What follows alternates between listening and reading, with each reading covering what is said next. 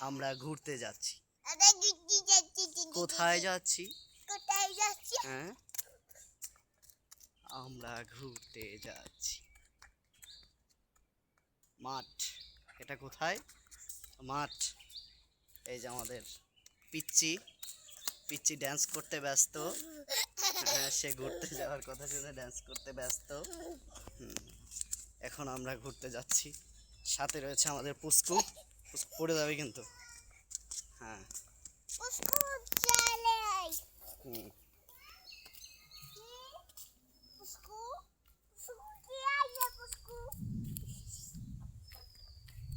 সোজা।